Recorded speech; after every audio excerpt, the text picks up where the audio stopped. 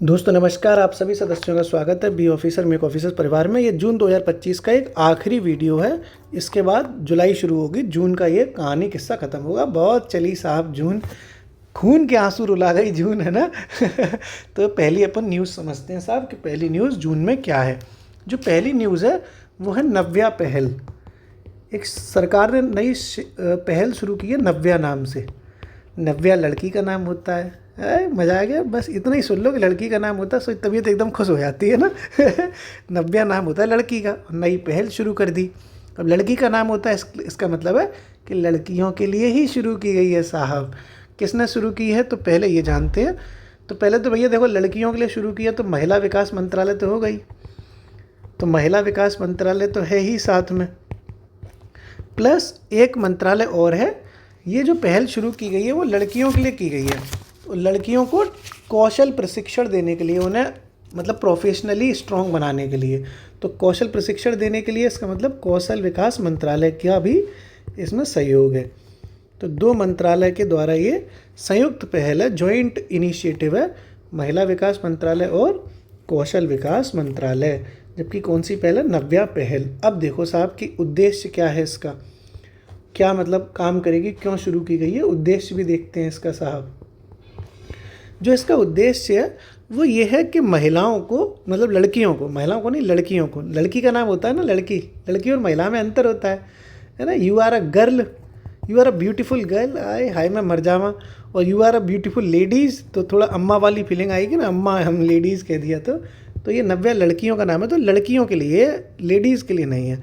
तो जो 16 साल से 18 साल की लड़कियां हैं, sweet 16 to sweet 18 years only, ठीक है। 16 साल से 18 साल की जो लड़कियां हैं, या फिर उन्होंने मतलब 16 से 18 साल की हैं और उन्होंने कम से कम 10th की क्लास पास कर रखी हो, तो उन्हें प्रोफेशनल ट्रेनिंग दी जाएगी, ठीक है। 16 से 18 साल की लड़कियां, ठीक है। जो लड़कियां और कौन सी, न्यूनतम 10वीं कक्षा वो उत्तीर्ण कर चुकी हों, न्यूनतम 10th पास हो, उन्हें क्या दिया जाएगा? प्रशिक्षण दिया जाएगा, व्यावसायिक, प्रोफेशनल ट्रेनिंग। व्यावसायिक गलत लिख गया ना ये, व्यावसायिक प्रशिक्षण दिया जाएगा।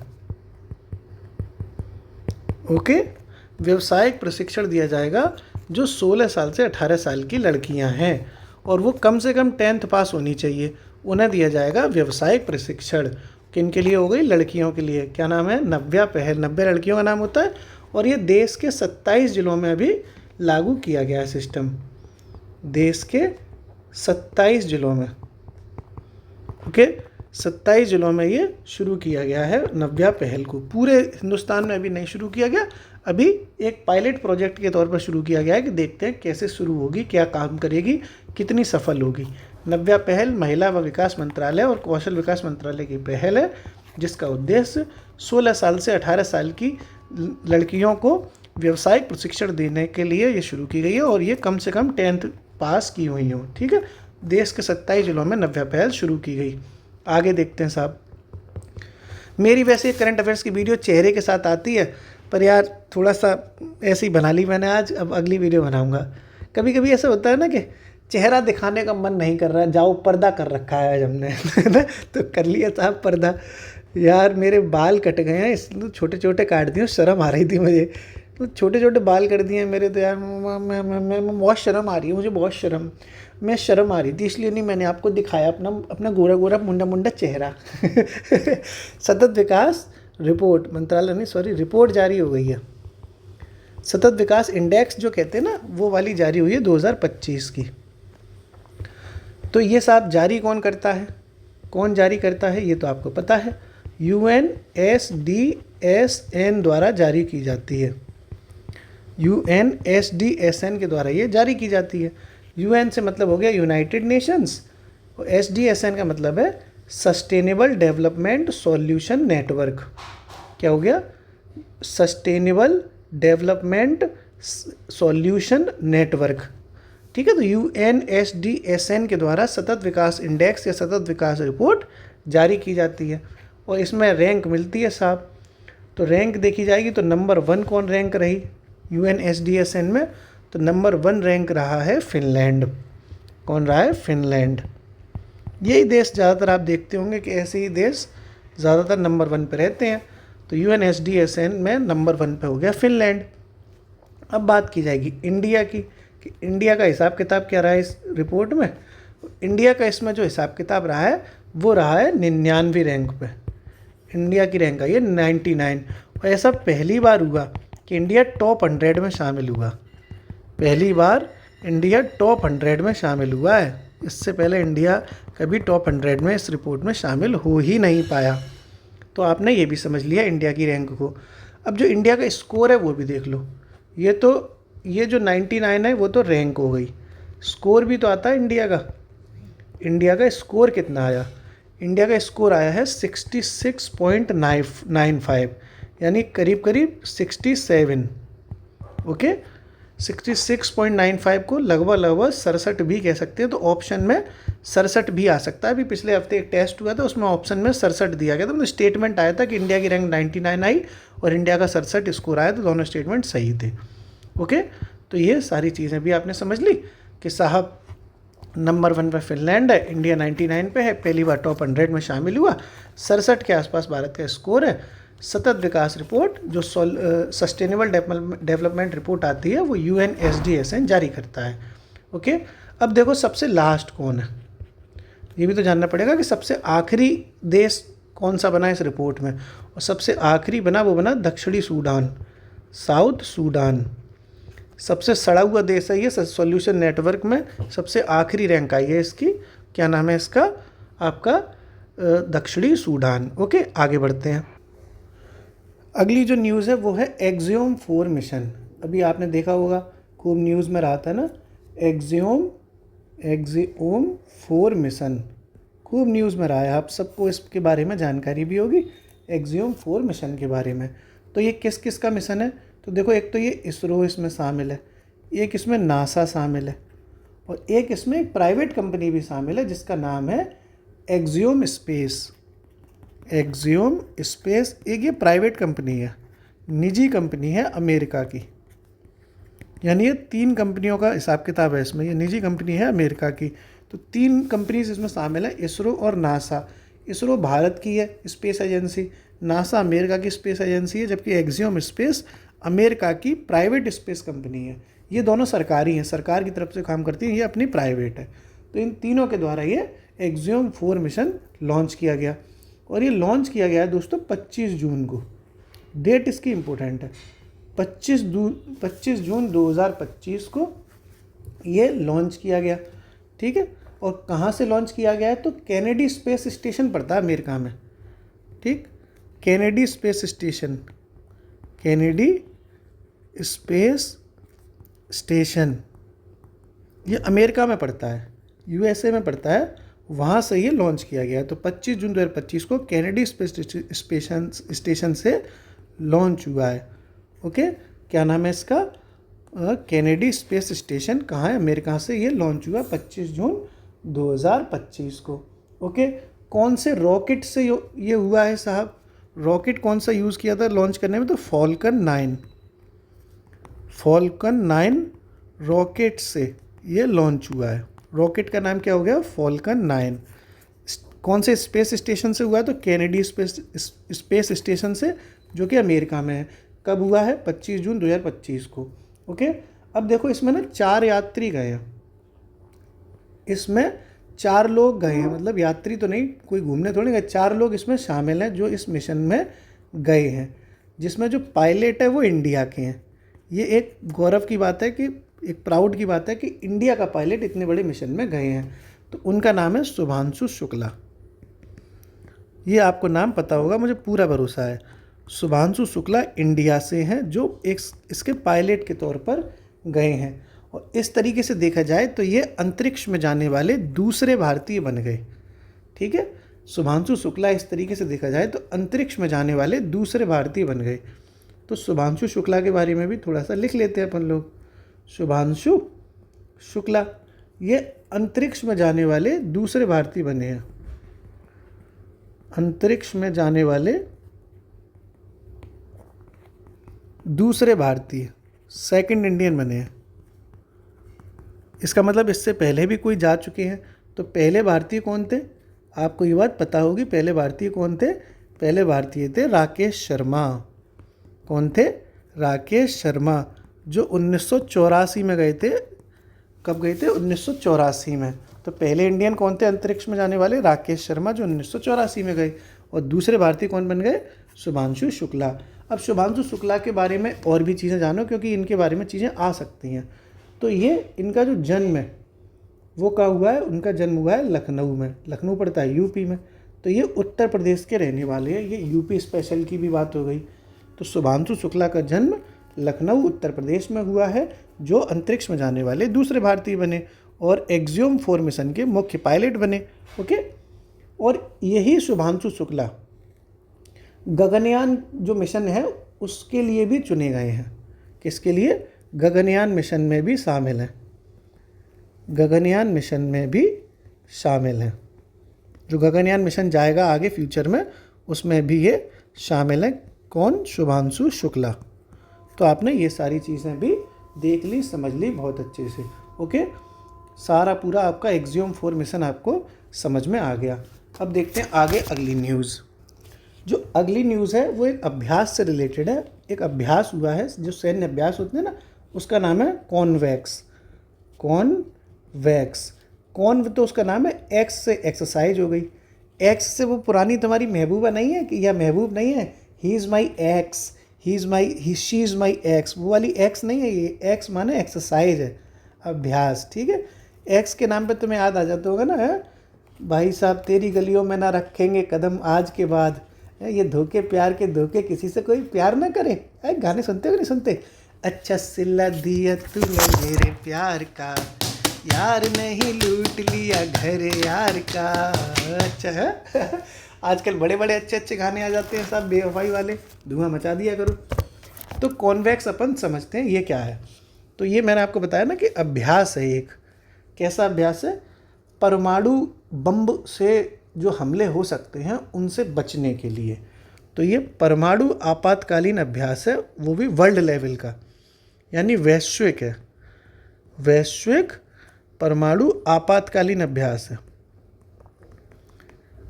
आपातकालीन अभ्यास, वैश्विक परमाणु आपातकालीन अभ्यास है, यानी ग्लोबल लेवल पर है, इंटरनेशनल लेवल पर है। इसका मतलब है कि कई सारे देश इसमें शामिल होते हैं, अंतर्राष्ट्रीय स्तर पर हो रहा है।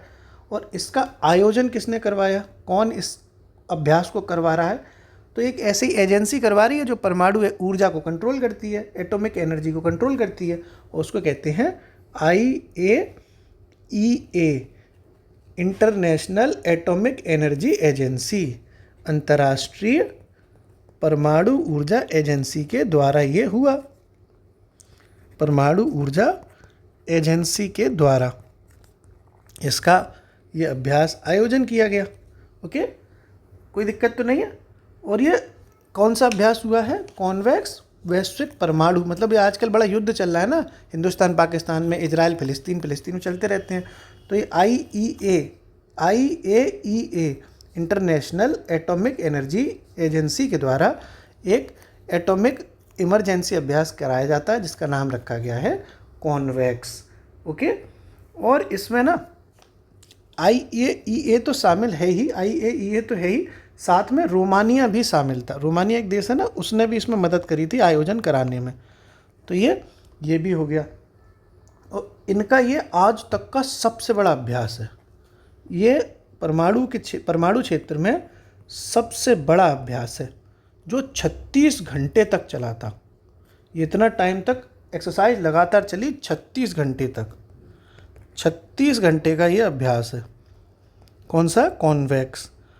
भाई साहब बहुत बड़ी बात है कि लोग 36 घंटे तक एक एक्सरसाइज ही करते रहे। ठीक साहब, तुम तो 1 घंटे में थक जाओगे। समझ रहे हो कि नहीं समझ रहे? हाँ, स्टेमिना है कि नहीं 1 घंटे का? कि भाई ये 15 मिनट में 2 मिनट की मैगी तो नहीं बन जाती कहीं? पता चला साहब 2 मिनट की मैगी वाले हो तुम।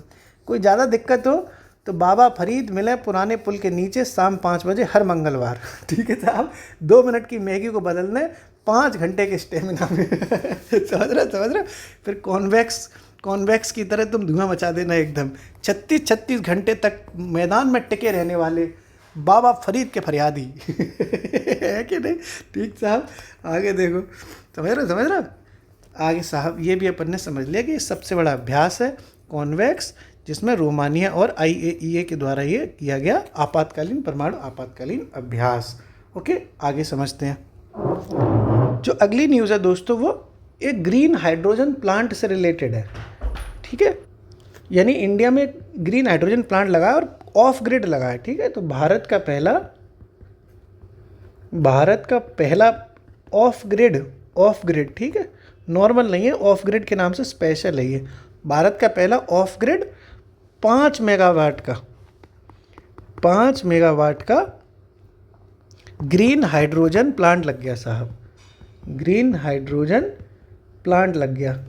ये कहाँ लगा है? ये न्यूज़ आ सकता है क्वेश्चन कि भारत का पहला of grid 5 megawatt green hydrogen plant कहाँ लगा? तो ये लग गया भैया कच्छ, गुजरात में। कहाँ लगा है? कच्छ, गुजरात। कच्छ पड़ता है ना गुजरात में, वहाँ पर ये भारत का पहला of grid 5 megawatt green hydrogen plant लग गया। किस कंपनी ने लगाया? तो सब चीज़ें भैया आजकल अडानी साहब लगा रहे हैं, तो अडानी ग्रुप ने लगाया है। अडानी ग्रुप द्वारा ये शुरू किया गया है। ओके, भारत का पहला of grid 5 megawatt green hydrogen plant Gujarat के कच्छ में लगता है और अडानी ग्रुप द्वारा ये लगाया जाता है। ओके, आगे देखते हैं अगली न्यूज़ साहब। जो अगली न्यूज़ है वो है शक्तिपीठ एक्सप्रेसवे। शक्तिपीठ एक्सप्रेसवे। ये साहब शक्तिपीठ एक्सप्रेसवे क्या है? तो एक्सप्रेसवे क्या होते हैं? हाईवे होते हैं। यमुना एक्सप्रेसवे, गंगा एक्सप्रेसवे तो हाईवे तो होते हैं। तो ये शक्तिपीठ एक्सप्रेसवे नया एक्सप्रेसवे बना है, फेमस है, बहुत फेमस है, इसलिए न्यूज़ में आया क्योंकि ये महाराष्ट्र में बना है, यूपी का नहीं है। ये बहुत फेमस रहा क्योंकि बहुत सुर्खियों में रहा, तो महाराष्ट्र का ये प्रोजेक्ट है। ओके, महाराष्ट्र में ये हाईवे बनना है शक्तिपीठ एक्सप्रेसवे। और ये किन किन को जोड़ेगा महाराष्ट्र में? तो एक पवनार जगह पड़ती है, वर्धा जिला है, पवनार जगह है वर्धा महाराष्ट्र में। तो पवनार पड़ता है वर्धा से, मतलब पवनार पड़ता है वर्धा में, वहाँ से लेके ये, और पतंग देवी, क्या नाम है? पतंग देवी एक जगह है महाराष्ट्र में, गोवा की सीमा पर पड़ती है, गोवा की सीमा पे। हम सब घूमे हैं भाई साहब, ये पतंग देवी सब घूमे हैं। ठीक है, कहीं कहीं इसको पतरा देवी कहते हैं, कहीं पतंग देवी कहते हैं, जो भी हो। तो ये कुल मिलाकर पवनार वर्धा से लेके पतंग देवी तक के लिए ये शक्तिपीठ एक्सप्रेसवे बनाया गया है। ठीक है, पवनार से यहाँ तक। ओके, और कुल इसमें 12 ज़िले शामिल हैं। अब आप सोचोगे कि ये महाराष्ट्र का है शक्तिपीठ एक्सप्रेसवे, तो हम इतना क्यों बता रहे हैं? क्योंकि भाई साहब धुआं मचाते हुए नितिन गडकरी साहब और प्रधानमंत्री मोदी जी ने 3-4 चक्कर लगाए यहाँ के, तो अखबारों में खूब आई, इसीलिए मैं आपको बता रहा हूँ। नहीं, मैं महाराष्ट्र का एक्सप्रेसवे इतना अच्छे से थोड़ी बताता। तो भाई न्यूज़ में आती है कोई चीज़ तो आपको बता देनी चाहिए।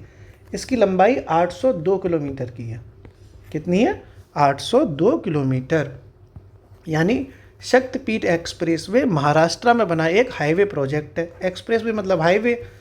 पवनार वर्धा से लेके पतंग देवी, जो कि गोवा की सीमा तक महाराष्ट्र में है, वहाँ से लेके वहाँ तक ये हाईवे बनेगा, जो महाराष्ट्र के 12 ज़िलों को शामिल करेगा। और इसकी लंबाई कितनी है? 802 किलोमीटर।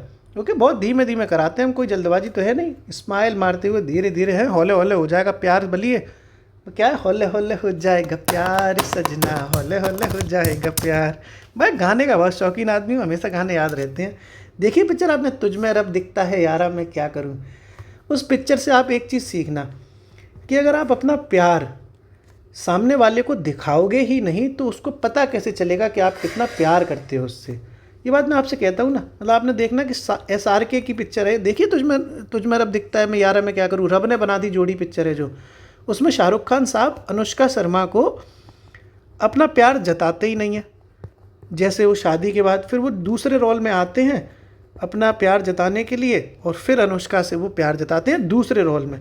तो वो दूसरे रोल वाले शाहरुख खान से अनुष्का शर्मा प्यार करने लगती है, पहला, जबकि लड़का एक ही है।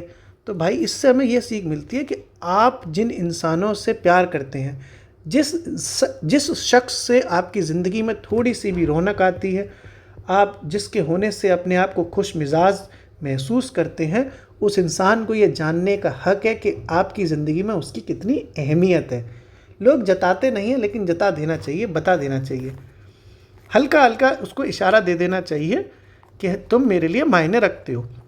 लेकिन पूरी तरह से मत बता दो कि तुम्हारे बगैर मैं जी नहीं सकती या तुम्हारे बगैर मैं जी नहीं सकता। अगर तुमने ये बात किसी को बता दी कि मैं तुम्हारे बिना मर जाऊंगा या मर जाऊंगी, तो तुम्हें मरना ही पड़ेगा, क्योंकि जब ये बात सामने वाले को समझ में आ जाती है कि तुम उसके बगैर रह नहीं पाओगे, तो तुम्हें वो रहने ही नहीं देता। वो इस तरह से आपको इग्नोर करने लगेगा कि आप उसके बिना तड़प के मर जाएंगे। तो बैलेंस रास्ता होना चाहिए बताने का। ठीक है, चलो प्रवचन यहीं समाप्त होते हैं, आगे बढ़े। सही बात कही है मैंने, प्रवचन वाली बात नहीं है, मतलब बहुत सही चीज़ मैंने आपको बताई। आप लोग प्यार इश्क करते ही होंगे, तो किसी से ये मत कहना कि तुम्हारे बगैर जी नहीं सकती। मतलब लड़कियों के लिए स्पेशल कह रहा हूँ मैं, क्योंकि लड़कियाँ इमोशनली ये बात लड़कों से बोल देती हैं कि I can't live without you, और लड़के इस चीज़ का गलत फ़ायदा उठाएंगे, आपके साथ वो धुआंधार करेंगे। मतलब ये बात मैं खुल के बोलता हूँ, यूट्यूब पर नहीं बोलता, क्योंकि आप लोग मुझे गलत ना समझें। आपके बदन का पूरा इस्तेमाल किया जाएगा और बाद में कह देंगे कि यार तुम ऐसी हो, तुम वैसी हो, और तुम्हें साइड लगा दिया जाएगा। ये मैंने 90% केस में देखा। मेरी भी लड़कियां बहुत दोस्त हैं, मैं सच बता रहा हूँ। मेरी खुद की फ़ीमेल फ्रेंड्स हैं जिनका इस्तेमाल किया मेरे दोस्तों ने, मैं खुल के बोल रहा हूँ ये वाली बात। और क्यों किया उन लड़कियों का इस्तेमाल? क्योंकि उन लड़कियों ने मेरे दोस्तों की बात बता दी, मतलब मेरे दोस्त के मेरे जानने वाले हैं, उनको ये बात बता दी कि हम तुम्हारे बगैर जी नहीं सकते। तो ले साहब, नहीं जी सकते तो आ जाओ, आओ आओ तो मज़े लो। फिर मज़े लेके लड़के कह मतलब आनंद लेने के बाद, पूरा निचोड़ने के बाद बोल देते हैं यार तो मैं बिजी हूँ, मैं काम करूँ, मैं ये करूँ कि तुम्हें देखूँ। मतलब समझ रहे हो तुम, ये सब ध्यान रखना। चलो आगे बढ़ते हैं। DPIP, digital payment intelligence platform. बीच बीच में आपको मैं सच बात बता देता हूँ, कई लोगों को बोरियत लगती होगी, उनके लिए मैं माफ़ी चाहता हूँ, लेकिन ये सत्य है। ज़िंदगी भी बहुत मतलब सोच समझ के जीनी चाहिए। Digital payment intelligence platform, intelligence platform. साहब सीरियस तो नहीं हो गया माहौल? कुछ लड़कियों को एकदम लगाओ यार, बिल्कुल सही कह रहा, बिल्कुल सही कह रहा, संभव ऐसा ही हुआ मेरे संग भी, तो ऐसा ही होगा। तुम थोड़ा अपना दिमाग का इस्तेमाल किया करो। इमोशनल होने में और चूतिया होने में फ़र्क होता है। इमोशनल होना और इमोशनल फूल होना फ़र्क है ना। RBI के द्वारा शुरू किया गया ये क्या? अब दिमाग यहीं लगाओ अपना, बस हो गए, लौट आओ अपने महबूब मेरे, महबूब मेरी, मेरी आंखों से मुझे जीने दे, मुझे मस्त मुहर्रम पीने दे। तो ये इधर आ जाओ, DPIP, digital payment intelligence platform. तो भैया डिजिटल पेमेंट वाला मामला है, पैसे वाला मामला है, पेमेंट पैसा, तो बैंक शुरू करेगी। और कौन शुरू करी? कौन सी bank? Reserve Bank of India, RBI के द्वारा शुरू किया गया है डिजिटल पेमेंट इंटेलिजेंस प्लेटफॉर्म। क्यों किया गया है? देखो, इंटेलिजेंस लगाई जा रही है डिजिटल पेमेंट पे। इसका मतलब कि जो डिजिटल लेन देन करते हो तुम, के फ़ोन पे चला रहे हो, पेटीएम चला रहे हो, उसमें तुम्हारे संग धोखाधड़ी ना हो, उसके लिए RBI ने एक पहल शुरू की है, तुम्हारी धोखाधड़ी से बचाने के लिए। ओके, तो डिजिटल लेन देन में धोखाधड़ी से बचाने के लिए, डिजिटल गलत लग गया ना, डिजिटल, ये भी गलत लग गया ना, डिजिटल लग गया है, डिजिटल होगा यहाँ, डिजिटल, डिजिटल लेन देन में धोखाधड़ी से बचाने के लिए, लेन देन में धोखाधड़ी रोकने के लिए। ठीक है, ये कौन सी प्लेटफॉर्म है? कौन सा प्लेटफॉर्म शुरू किया गया है? DPIP, digital payment intelligence platform, RBI के द्वारा शुरू किया गया है डिजिटल लेन देन में धोखाधड़ी को रोकने के लिए। ओके, आगे बढ़ते हैं साहब। अगली न्यूज़, जो अगली न्यूज़ है दोस्तों, वो है नाटो शिखर सम्मेलन। नाटो है ना, नाटो, अमेरिका का नाटो। तो नाटो शिखर सम्मेलन इस साल कहाँ हुआ? हर साल होता है अमेरिका में, इस साल अमेरिका के बाहर हुआ है ना, इसलिए इम्पोर्टेंट है। नाटो शिखर सम्मेलन 2025। इस बार इसका जो आयोजन हुआ है वो हुआ है द हेग में। द हेग तो तुम्हें पता ही होगा कहाँ है, जहाँ अंतर्राष्ट्रीय न्यायालय यहीं पर तो है, तो नीदरलैंड में पड़ता है द हेग। द हेग में ये नाटो शिखर सम्मेलन आयोजित हुआ। नाटो के अध्यक्ष पता है आपको कौन है? नाटो के अध्यक्ष, North Atlantic Treaty Organisation, NATO के अध्यक्ष मालूम है आपको कौन है? मार्क रूट है। मार्क रूट, ये बने थे भी हाल ही में, पहले मैं बता चुका हूँ, फिर याद आ गई तो मैंने बता दिया। और नाटो की स्थापना 1949 में की थी। इसका मुख्यालय ब्रुसेल्स में है। इसका हेडक्वार्टर कहाँ है? ब्रुसेल्स। ब्रू कैसे लिखा जाएगा, ब्रुसेल्स ऐसे लिखा जाएगा ना, ब्रुसेल्स में है, ब्रुसेल्स पड़ता है बेल्जियम में, बेल्जियम। ओके, तो नाटो के बारे में भी आपको बता दिया मैंने। इसकी स्थापना 1949 में हुई थी और ये न्यूज़ में बहुत रहता है कि इसमें 31वां 32वां सदस्य शामिल हो गया और इसकी फुल फॉर्म क्या है, नॉर्थ अटलांटिक ट्रीटी ऑर्गेनाइजेशन। ये सब आपको पहले से पता है, मैं सिर्फ वो बता रहा हूँ कि इसका सम्मेलन द हेग नीदरलैंड में हुआ।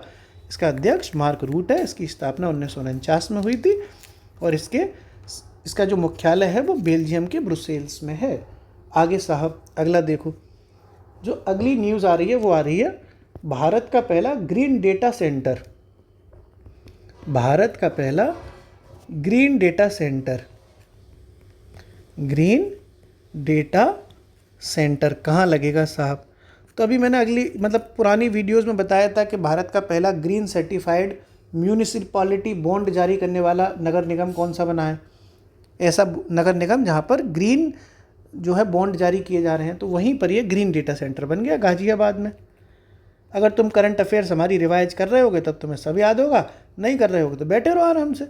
मैं ज़बरदस्ती करना बंद कर दी मैंने तुम लोगों से पढ़ाई की, क्योंकि समझाया उसे जाता है जो समझना चाहता हो, जो समझना ही नहीं चाहता वो बैठा रहे आराम से। जिसे अपनी ज़िंदगी में टाइम पास करना है, अपने मम्मी पापा पैसा ख़राब करना है, करे, उसे एक दिन समझ में आएगी ना। तो मैं बार बार कह के मर गया समझा समझा के कि रिवीजन करो।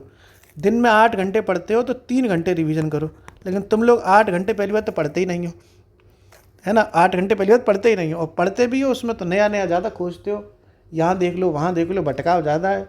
फिर पेपर आने से 15 दिन पहले रोते हो, रो आराम से। समझाता हूँ, समझो भाई समझो, रिवीजन करो, ज़्यादा रिवीजन। अगला देखो, शांति समझौता। शांति समझौता, हाल ही में एक शांति समझौता कराया है अमेरिका ने। ट्रंप चाचा कह रहे हैं ना कि मुझे नोबेल पुरस्कार मिलना चाहिए क्योंकि मैं शांति समझौता करवा रहा हूँ लगातार। तो अमेरिका की मध्यस्थता में, यूएसए की मध्यस्थता में एक शांति समझौता हुआ है।